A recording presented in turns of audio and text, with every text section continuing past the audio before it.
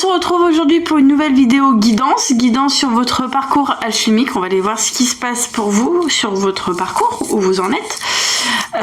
Guidance à 3 choix. Avant de commencer, on va vous faire le petit jeu. J'adore vous faire ce genre de jeu. Et puis je me crois encore dans une vidéo ASMR, enfin que je me calme. Voilà. Bon, alors dedans il y a une de mes créations, donc je vous laisse deviner. Bon, je vais pas vous faire deviner le nom de la pierre, on va être gentil. Ouais, on va être cool. Donc aujourd'hui, je vous laisse deviner la couleur. Pas le nom, la couleur de la pierre. Alors, je vais vous dire, c'est une paire de boucles d'oreilles. Je vous laisse deviner la couleur de la pierre. La couleur, on reste sur la couleur. Et on se retrouve à la fin de la vidéo pour voir si vous avez trouvé la couleur de la pierre. Allez, c'est parti. Bon, je pense que vous avez choisi entre 1, 2 ou 3. Et on va commencer avec le premier tas. Alors, qu'est-ce qui se passe pour vous? Qu'est-ce qui se passe? On va aller voir. Bon. Là, ce qu'on me dit pour vous, c'est qu'il y a une blessure. Alors, j'entends la blessure de trahison là pour vous, pour le premier tas. J'entends, on me dit là qu'il y a une blessure de trahison, mais j'entends aussi la blessure d'abandon. Je pense qu'il y a la trahison et l'abandon qui a besoin d'être encore vu, reconnu, accueilli, consolé, réconforté. Il y a beaucoup ce truc-là, le fait de vous réconforter. Pour ceux qui ont choisi le premier tas, là, j'ai vraiment l'impression que vous êtes en train de vous... c'est pas du tout mon expression, mais bon, on va dire quand même, parce que c'est les infos qu'on m'envoie. Moi, on me dit que pour vous, vous êtes en train de vous reparentiser. Vous êtes en train de devenir votre propre parent. Il y a un truc comme ça, hein. Vous êtes en train de devenir votre propre parent, vous commencez de plus en plus à vous occuper de vous, à faire attention à vous, vous portez de l'attention, vous vous donnez toute l'attention du monde que vous n'avez pas eu. Il y a ça, vous êtes en train de le faire, et le fait de faire ça, ça vous amène beaucoup d'opportunités sur pas mal de plans. Le contrat me fait vraiment penser qu'il pourrait y avoir, faut le dire, hein. Ouais, je le sens comme ça. Il pourrait y avoir un mariage, enfin un mariage, je sais pas non plus un gros mariage, mais moi je sens quelque chose d'engageant, mais pas tellement engageant que ça. C'est vraiment ce qui me vient comme ça. Peut-être que pour vous, vous êtes face à une âme sœur. Vous allez rencontrer une âme sœur sur votre parcours là. C'est ce qu'on me dit. Peut-être que vous êtes déjà en train de vous engager dans un lien d'âme sœur sur votre parcours alchimique. On ne sait pas combien de temps ça va durer cette relation, mais on me dit que cette relation va vraiment vous permettre de vous apaiser et de vous reposer, parce que vous avez fait un gros travail sur vous. Vous avez besoin de vous reposer, vous avez besoin de repos, un grand besoin de se reposer après un gros cheminement sur vous, voyez, sur vos blessures. On me dit que par télépathie, il peut y avoir encore des communications avec votre autre, mais on parle vraiment énergétiquement en télépathie. Je pense que par moment vous avez des émotions qui ne vous appartiennent pas, et c'est sûrement les émotions de l'autre. Là on vous pousse vraiment à couper, je vous dis pas couper le lien, mais couper tout ce qui est lien toxique avec dans le lien, dans votre lien sacré, parce que le lien, même s'il peut être sacré, il y a toujours les blessures et les traumas que l'autre a qui peuvent revenir un peu vers vous. On me parle de soins. Peut-être que vous, là, vous allez faire un soin. Allez peut-être en soins en lithothérapie, ou peut-être soins, peu importe, des soins énergétiques, ou ça peut être aussi le fait de... Vous voyez, de faire un peu, je sais pas si vous connaissez les petits bonhommes à allumettes, vous pouvez le faire, si ça peut vous aider pour couper les liens toxiques. Ou même faire une prière, faire une bulle autour de vous et pour vous protéger. Comme une forme de protection, c'est une prière de protection là, hein. C'est juste pour vous protéger des énergies de l'autre qui sont un peu, on va dire, néfastes pour vous.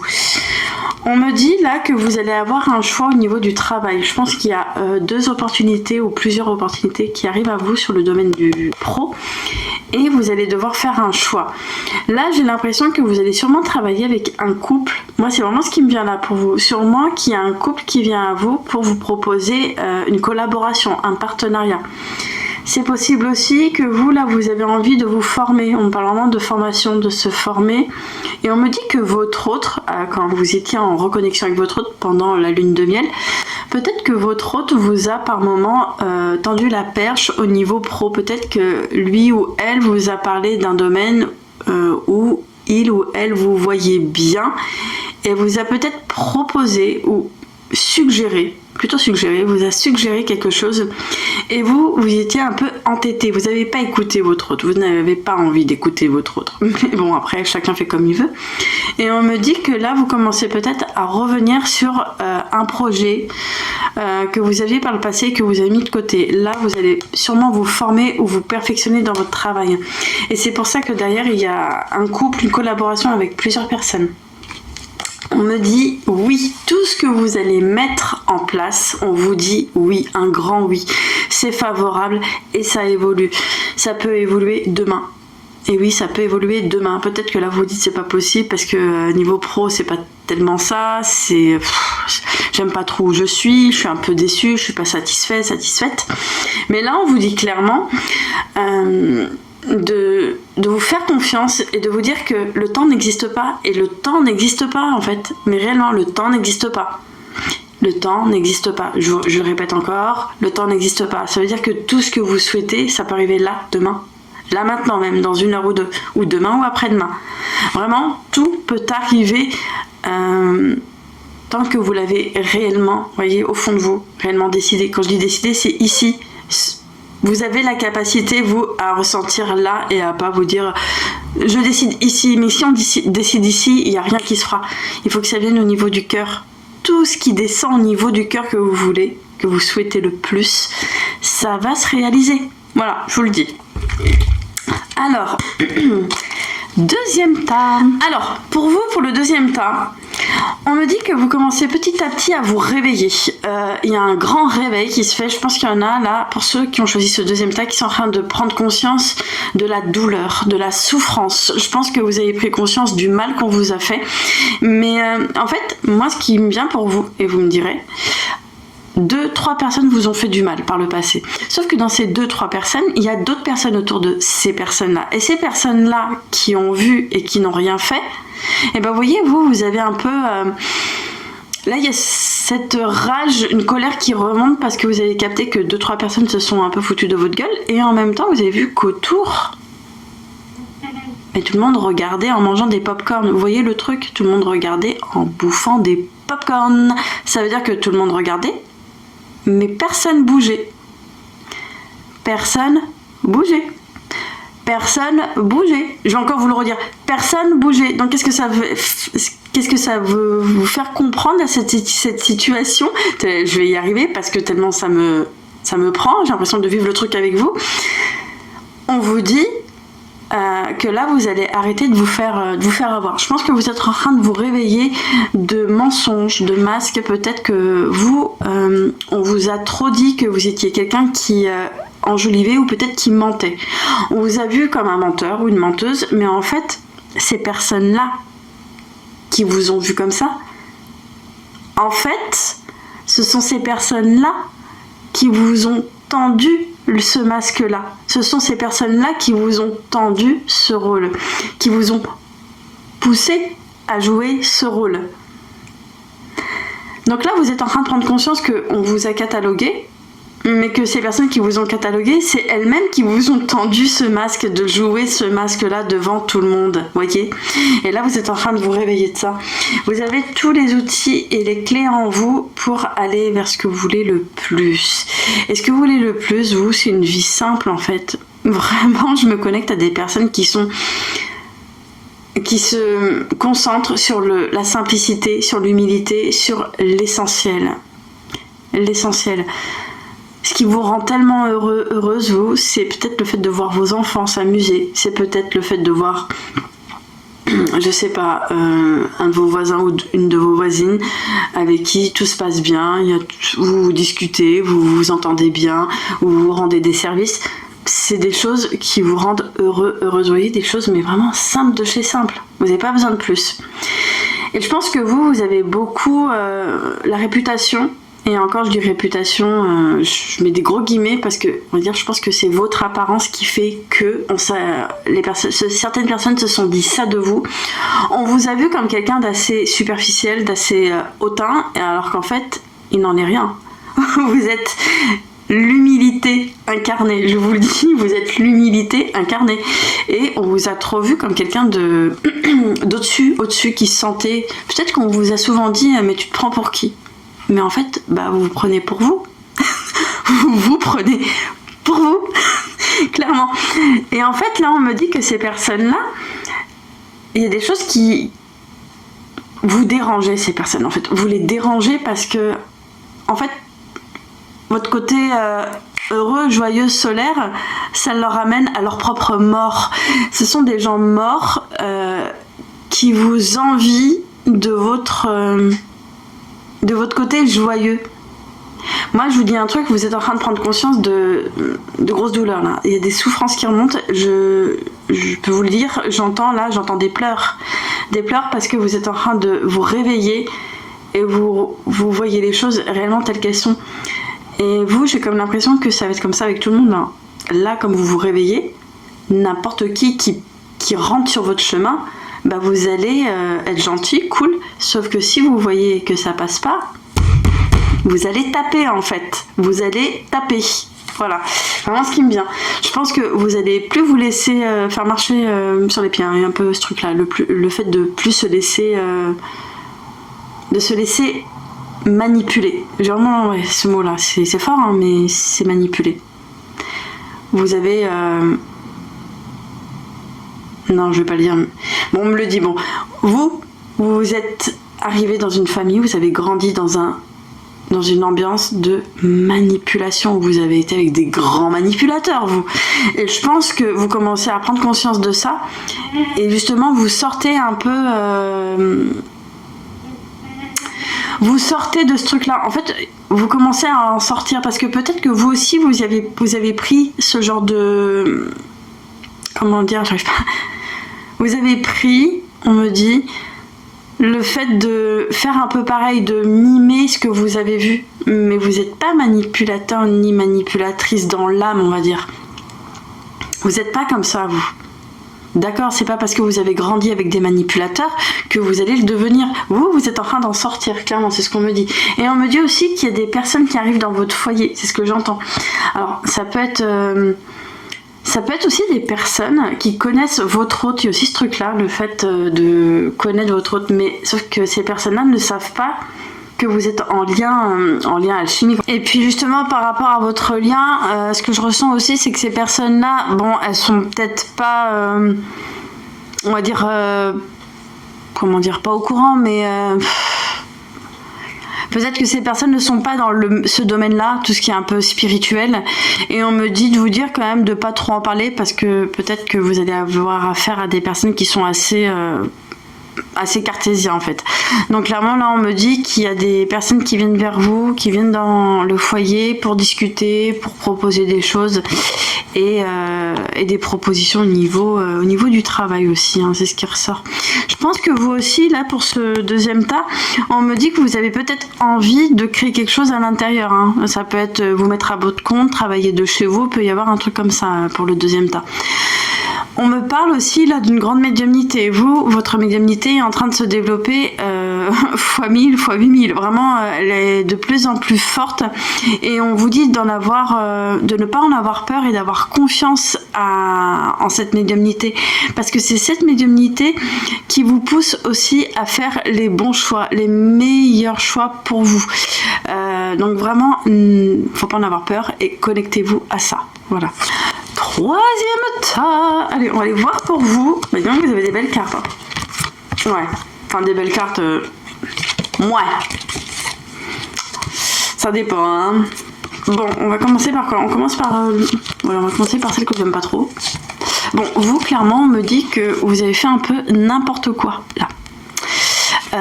On me parle de l'alimentation là, j'entends nourriture. Peut-être que vous avez fait un peu trop de folie. Je pense que il y a un truc avec ça. Et en même temps, j'entends un truc avec le sucre. On vous dit quand même de faire très attention avec le sucre. C'est ce que j'entends. Vraiment, on parle de sucre. C'est la première fois que j'entends des informations comme ça au niveau de la santé. Ouais, on me dit faites attention à ce niveau-là parce que vous pourriez avoir des... On parle vraiment de crise comme un truc... on parle d'hypo ou d'hyper, plutôt hyper je dirais, de l'hyperglycémie. Peut-être faites attention à ça, à votre glycémie, un truc. On vous dit aussi là que vous commencez aussi petit à petit à vous rétablir. Peut-être... c'est pas réellement une maladie, là j'entends plutôt quelque chose qui est en lien avec la psyché, avec le mental, peut-être que vous avez des troubles. C'est la première fois que j'entends ça. Peut-être que là, j'ai affaire à des personnes qui ont de la cyclothymie. Je sais pas si vous voyez ce que c'est, cyclothymie, c'est tout ce qui est en lien avec voilà, bipolarité, enfin des trucs comme ça. Je pense que vous êtes dans ce truc-là, mais que ça commence à se stabiliser parce que vous avez un suivi, vous avez sûrement un traitement aussi qui vous permet, on va dire, de stabiliser les émotions. Il y a un truc avec les émotions. Je pense qu'il y a aussi un problème avec les émotions, enfin problème, je mets des gros guillemets, hein. Il y a un truc avec les émotions qui fait que ça vous a touché sur le domaine, sur la santé physique. Il y avait un truc à ce niveau-là qui a fait que tout ce qui est physique, ça a touché. On me parle de surpoids, peut-être que vous ici vous êtes aussi en surpoids et faites attention à ça. Le surpoids, là je parle pas que on s'en fiche du côté de l'apparence, on s'en fout, c'est plus pour le niveau au niveau santé, au niveau de la santé, au niveau de vos énergies aussi. C'est ce qu'on parle. On parle vraiment d'énergie, de reprendre votre énergie, et ça vous a un peu plombé justement l'énergie, ça. Ici, il y a une envie de changer de lieu de vie. Si c'est pas encore le cas, je pense que vous y pensez. Ça fait un petit moment que vous y pensez. Mais là, on me dit que vous êtes sûrement à deux doigts de commencer des petites actions pour aller vers ça. On me dit aussi, c'est marrant parce que j'entends et je vois, j'ai un flash où je vois votre hôte carrément qui est aussi en action pour aller vers un autre lieu de vie. C'est comme si vous avanciez, mais pas au même rythme, et en même temps, je vois que l'autre obtient un peu avant vous son lieu de vie.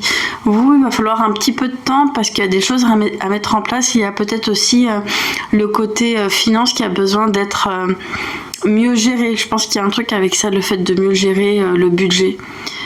Il y a un truc comme ça, ouais, mieux gérer le budget.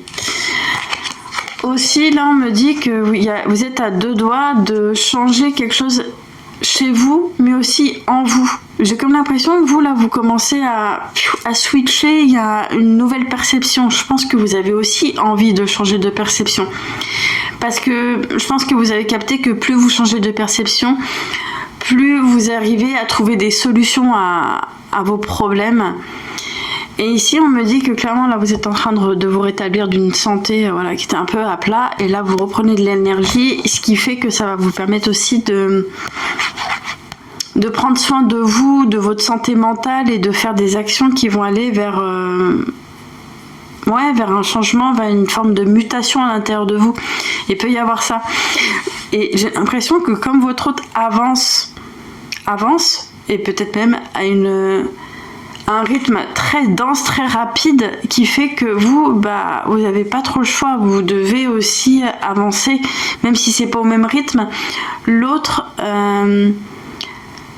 je sais pas à qui je parle là, mais ça peut être vous êtes peut-être des yin, parce que comme l'autre est porteur, on va dire, et dans le fait d'actionner les choses, c'est-à-dire que l'autre ça doit être un yang, vous êtes le yin dans le couple.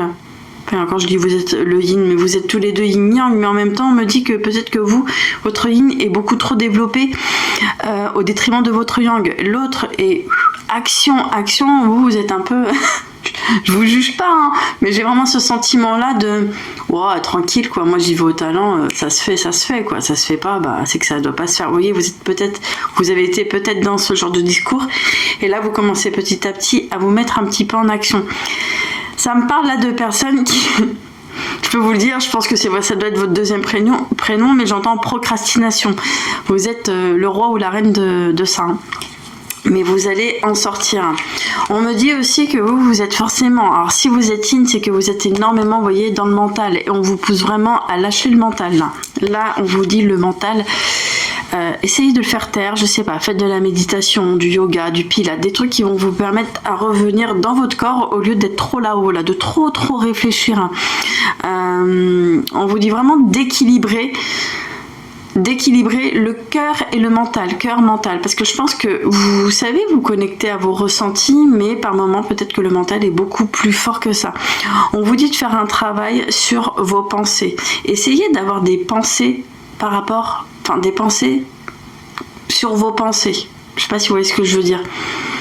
Développer votre métacognition, ça va vous permettre justement de vous comprendre, de savoir pourquoi vous pensez comme ça, pourquoi vous réfléchissez comme ça, pourquoi vous êtes comme ça, pourquoi vous regardez le monde de cette manière et pas d'une autre. Donc là, on vous dit clairement de faire confiance à votre métacognition. Ça va vraiment vous permettre de vous connaître. Et vous, en plus, c'est que vous allez vraiment vers une vraie connaissance de vous-même. Vous savez qui vous êtes, vous savez comment vous fonctionnez, mais pourtant, il y a trop le yin là qui... En fait, c'est comme si on me disait, vous avez énormément de facultés, de compétences. Vous êtes, il faut le dire, hein, j'entends érudit, vous êtes des érudits. Je sais pas à qui j'ai affaire là, mais vous qui m'écoutez, sûrement que là j'ai affaire à des... faut le dire, j'entends Asperger. Sûrement que vous êtes TSA, mais TSA avancé, pas l'autre catégorie, mais vous êtes vraiment dans peut-être un trouble du spectre autistique, mais fois 1000, plus. Vous avez de la surdouance et pourtant vous êtes assis sur vos acquis et ça avance pas. Donc là clairement on vous pousse vraiment à avancer, à mettre des petites actions. Peut-être qu'en mettant des petites actions ça va vous permettre de voir que vous êtes capable de faire des choses et d'aller encore plus haut pour atteindre le sommet et peut-être même retrouver votre autre en haut du sommet. C'est ce qui me vient. Voilà pour cette petite guidance. Alors, on va les deviner, on va les découvrir la créa, la couleur. Et vous me direz si vous avez vu juste. Alors la couleur principale c'était du orange. C'est une petite paire de boucles d'oreilles que j'ai fait en cornaline. Voilà. Donc voilà, dites-moi si vous avez trouvé la couleur. Pour retrouver cette paire, je vous mettrai le lien quelque part en bas. C'est sur la boutique. Voilà, je vous fais plein de bisous et je vous dis à la prochaine.